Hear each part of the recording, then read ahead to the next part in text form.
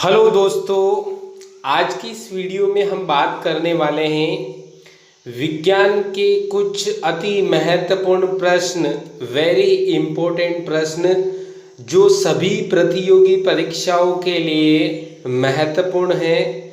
साथ ही हमारे daily life में भी ये अक्सर बहुत ज़्यादा यूज़फुल होते हैं, काम में आते हैं। तो शुरुआत करते हैं दोस्तों आज के इस वीडियो की। क्वेश्चन नंबर 1 है, गर्मियों में वाहनों के ट्यूब के अचानक फटने का कारण क्या है, यानी अचानक से ट्यूब क्यों फट जाते हैं। क्वेश्चन नंबर 2, ऊष्मा का मात्रक क्या होता है। क्वेश्चन नंबर 3, फ़ारेनहाइट पैमाने पर किसी स्वस्थ व्यक्ति के शरीर का तापमान कितना होता है। क्वेश्चन नंबर 4 है, परम शून्य तापमान क्या होता है। क्वेश्चन नंबर 5 है, पानी का अधिकतम घनत्व कितने डिग्री सेल्सियस तापमान पर होता है। क्वेश्चन नंबर 6, किसी पदार्थ का द्रव में बदले बिना ठोस अवस्था से सीधे ही गैस अवस्था में बदलने की जो प्रक्रिया होती है उसको क्या कहते हैं। ऊर्ध्वपातन का गुण किस में पाया जाता है। क्वेश्चन नंबर 8 है, बर्फ का गलनांक कितना होता है। क्वेश्चन नंबर 9 है, वह तापमान जिस पर सेल्सियस और फ़ारेनहाइट दोनों पैमानों का मान समान होता है वो तापमान कितना होता है। और लास्ट 10 क्वेश्चन नंबर है, तापमान का एसआई मात्रक क्या होता है। तो शुरुआत करते हैं दोस्तों आज के इस वीडियो की। बढ़ते हैं क्वेश्चन नंबर 1 की तरफ। क्वेश्चन नंबर 1 है दोस्तों, गर्मियों में वाहनों के ट्यूब के अचानक फटने का कारण है, यानी गर्मियों में वाहनों के जो ट्यूब होते हैं वो अक्सर फट जाया करते हैं, उसके फटने का क्या कारण है। ऑप्शन 1 है, ट्यूब में भरी हुई हवा का सिकुड़ जाना। ऑप्शन 2 है, वायु दाब का घट जाना। ऑप्शन 3 है, ट्यूब में भरी हवा का ऊष्मा पाकर फैलना। ऑप्शन नंबर 4 है, ट्यूब में भरी हवा में ऑक्सीजन अधिक होना। तो दोस्तों हम जानते हैं कि सभी जो पदार्थ होते हैं, चाहे वो ठोस हो, द्रव हो, गैस हो, वे ऊष्मा पाकर के फैलते हैं, उसके आयतन में प्रसार होता है। तो ट्यूब जो होता है, इस ट्यूब में जो भी हवा होती है वो हवा क्या करती है, ऊष्मा को ग्रहण करती है। गर्मी की वजह से ऊष्मा को ये प्राप्त करती है और ऊष्मा प्राप्त करने से इसका प्रसार होता है और प्रसार होने से ये फैलती है, आयतन में वृद्धि होती है और आयतन बढ़ने की वजह से ट्यूब जो होते हैं वो फट जाया करते हैं। तो ऑप्शन नंबर 3 इसका राइट आंसर होगा दोस्तों। बढ़ते हैं नेक्स्ट क्वेश्चन की तरफ। क्वेश्चन नंबर 2, ऊष्मा का मात्रक होता है। ऑप्शन 1 है कैलोरी, ऑप्शन 2 है डिग्री, ऑप्शन नंबर 3 है न्यूटन, ऑप्शन नंबर 4 है किलोग्राम।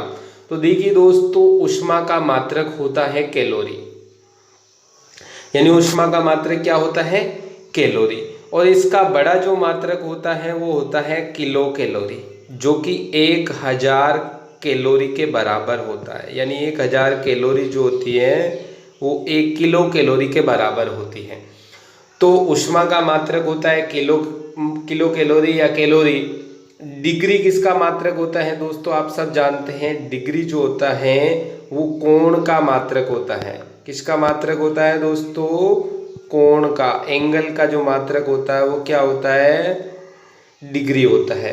न्यूटन किसका मात्रक होता है दोस्तों, बल का, फोर्स का मात्रक न्यूटन होता है।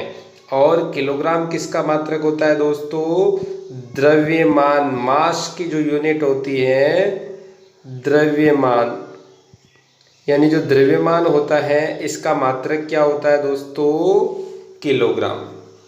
तो इसका राइट आंसर हो जाएगा option number 1 calorie. Kilo calorie होता तो भी सही जवाब होता दोस्तों। बढ़ते हैं नेक्स्ट क्वेश्चन की तरफ। क्वेश्चन नंबर 3, फ़ारेनहाइट पैमाने पर किसी स्वस्थ व्यक्ति के शरीर का तापमान होता है। ऑप्शन 1 है 37 डिग्री फ़ारेनहाइट, ऑप्शन 2 है 98.6 डिग्री फ़ारेनहाइट, ऑप्शन नंबर 3 है 89.5 डिग्री फ़ारेनहाइट और ऑप्शन नंबर 4 है 48.9 degree Fahrenheit.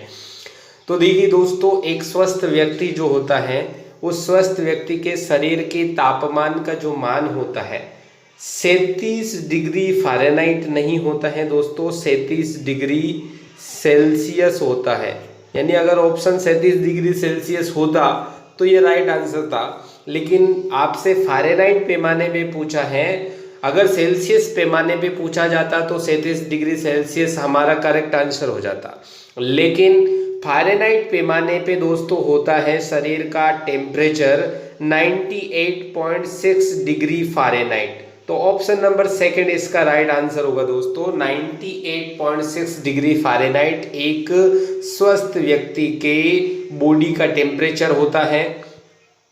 Option number 4, question number 4 की तरफ हम बढ़ते हैं दोस्तों। क्वेश्चन नंबर 4 है परम शून्य ताप होता है। ऑप्शन फर्स्ट है 0 डिग्री सेल्सियस, ऑप्शन सेकंड है -273.15 केल्विन, ऑप्शन थर्ड है -273.15 डिग्री सेल्सियस, ऑप्शन नंबर 4 है -273.15 डिग्री फ़ारेनहाइट। तो देखिए दोस्तों, परम शून्य तापमान जो होता है वो होता है -273.15 केल्विन। यानी परम शून्य तापमान का मान कितना होता है दोस्तों? -273.15 केल्विन। नेक्स्ट क्वेश्चन की तरफ बढ़ते हैं दोस्तों। क्वेश्चन नंबर 5, पानी का अधिकतम घनत्व कितने डिग्री सेल्सियस पर होता है? ये मोस्ट इंपॉर्टेंट क्वेश्चन है दोस्तों कि पानी की जो मैक्सिमम डेंसिटी होती है वो किस टेम्परेचर पर होती है। ऑप्शन नंबर फर्स्ट है 0 डिग्री सेल्सियस, ऑप्शन सेकंड है 4 डिग्री सेल्सियस, ऑप्शन थर्ड है 100 डिग्री सेल्सियस, ऑप्शन 4 है 1 डिग्री सेल्सियस। तो दोस्तों अगर हम देखते हैं तो पानी का जो मैक्सिमम घनत्व होता है, अधिकतम घनत्व होता है, वो होता है 4 डिग्री सेल्सियस के ऊपर। यानी जो 4 डिग्री सेल्सियस होता है उस टेम्परेचर के ऊपर पानी का मैक्सिमम घनत्व या अधिकतम घनत्व होता है। दोस्तों हम देखते हैं कि अधिकांश जो लिक्विड होते हैं उनको जब हम गर्म करते हैं, हीट देकर, ऊष्मा देकर जब हम इसको गर्म करते हैं तो गर्म करने से क्या होता है, इसका प्रसार होता है और इनके जो कण होते हैं उन कणों के मध्य का जो गैप होता है, रिक्त स्थान होता है, वो बढ़ जाता है और गैप बढ़ने की वजह से इनके कण दूर दूर हो जाते हैं और घनत्व कम हो जाता है। तो अधिकांश जो लिक्विड होते हैं उनका 0 डिग्री सेल्सियस के ऊपर घनत्व अधिकतम होता है। 0 डिग्री से जैसे ही इसको गर्म करते हैं टेम्परेचर बढ़ता जाता है और इनके कण दूर दूर होने की वजह से घनत्व घटता है। लेकिन पानी के साथ इसका ठीक उल्टा होता है।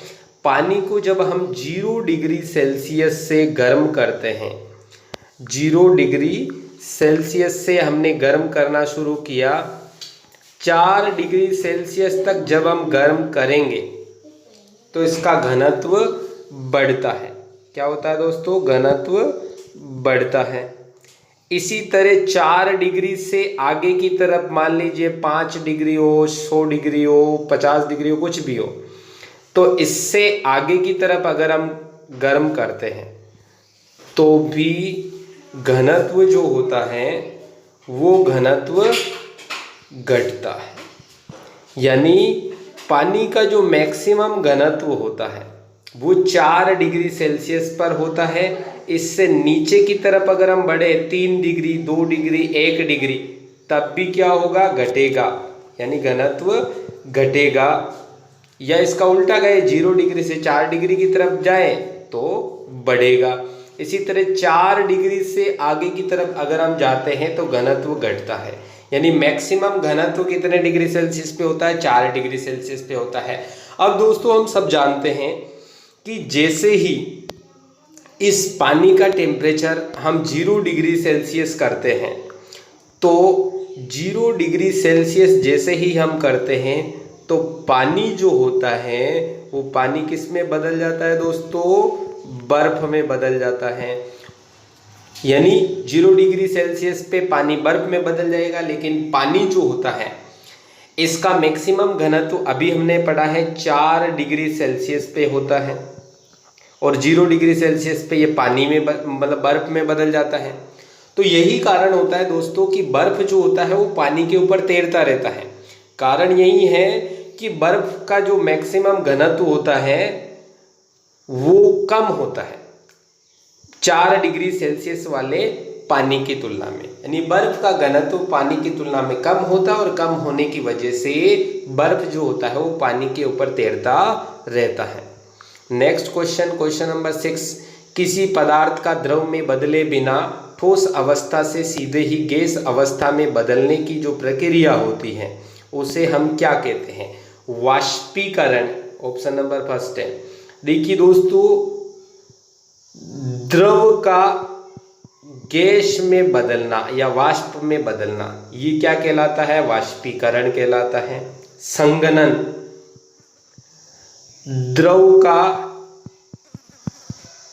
ठोस में बदलना, या ये कह दीजिए गैस का द्रव में बदलना, ये क्या कहलाएगा?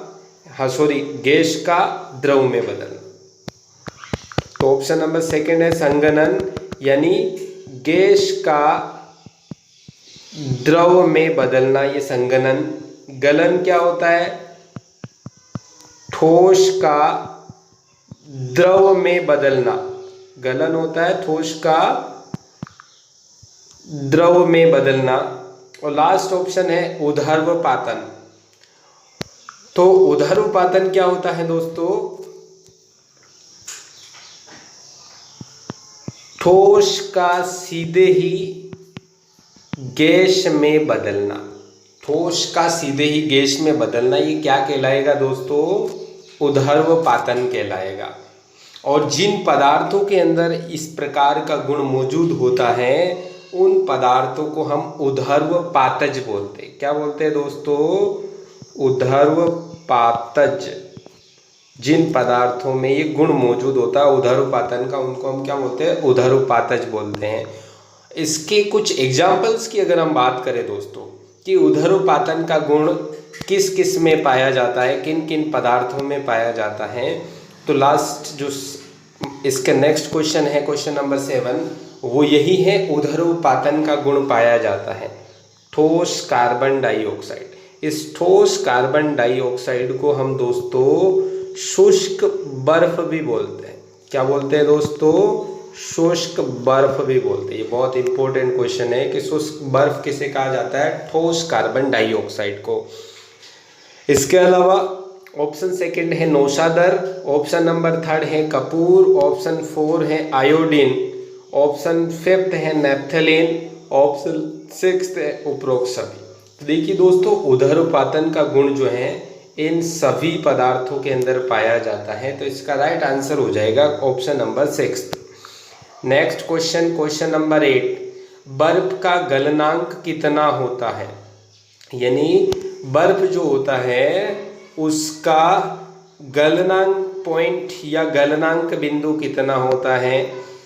तो दोस्तों इसका जो ऑप्शन फर्स्ट है वो है 0 degree Celsius, option second 273 kelvin, option third है -273.15 डिग्री सेल्सियस, ऑप्शन 4 है 1 व 2 दोनों। तो दोस्तों हम जानते हैं कि बर्फ जो होता है वो कितने डिग्री सेल्सियस पे जमता है, यानी बर्फ जो होता है वो बर्फ से पानी में कितने डिग्री सेल्सियस से जैसे ही टेम्परेचर मतलब बढ़ाएंगे वो पानी में बदलना शुरू हो जाएगा, गलना शुरू हो जाएगा। तो वो होता है दोस्तों 0 डिग्री सेल्सियस, और ये 0 डिग्री सेल्सियस केल्विन पैमाने पे 273 के बराबर होता है, यानी ये दोनों इक्वल होते हैं। तो हमारा राइट आंसर हो जाएगा ऑप्शन नंबर 4 1 व 2 दोनों। नेक्स्ट क्वेश्चन नंबर 9, वे तापमान जिस पर सेल्सियस एवं फ़ारेनहाइट पैमाने का मान समान होता है वो क्या होता है? ऑप्शन नंबर फर्स्ट है 0 डिग्री सेल्सियस, ऑप्शन सेकंड है -40 डिग्री सेल्सियस, ऑप्शन थर्ड है 100 डिग्री सेल्सियस, ऑप्शन 4 है 1 डिग्री सेल्सियस। ये मोस्ट इंपॉर्टेंट क्वेश्चन है दोस्तों। इसका राइट आंसर होता है दोस्तों -40 डिग्री सेल्सियस, यानी -40 डिग्री सेल्सियस टेम्परेचर के ऊपर सेल्सियस पैमाना और फ़ारेनहाइट पैमाना ये दोनों क्या होते हैं? इक्वल होते हैं दोस्तों, बराबर होते हैं। यानी सेल्सियस और फ़ारेनहाइट पैमाने का मान किस तापमान पर समान होता है? -40 डिग्री सेल्सियस टेम्परेचर के ऊपर।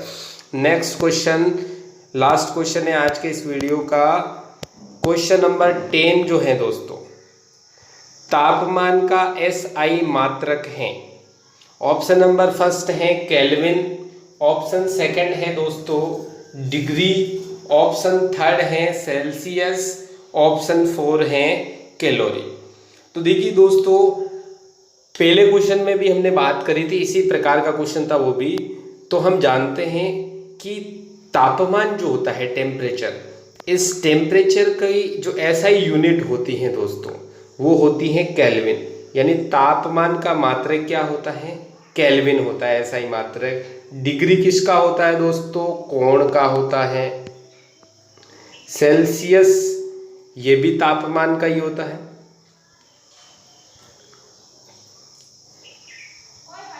सेल्सियस तापमान की ही यूनिट होती है। लेकिन दोस्तों एसआई जो यूनिट है तापमान की, वो केल्विन होती है। कैलोरी किसका मात्रक होता है? ऊष्मा का मात्रक होता है। तो हमारा जो राइट आंसर होगा दोस्तों, वो ऑप्शन नंबर फर्स्ट हो जाएगा। उम्मीद करता हूँ ये वीडियो आपको पसंद आया होगा। Thanks for watching. Please subscribe my channel and press the bell icon for never miss an update.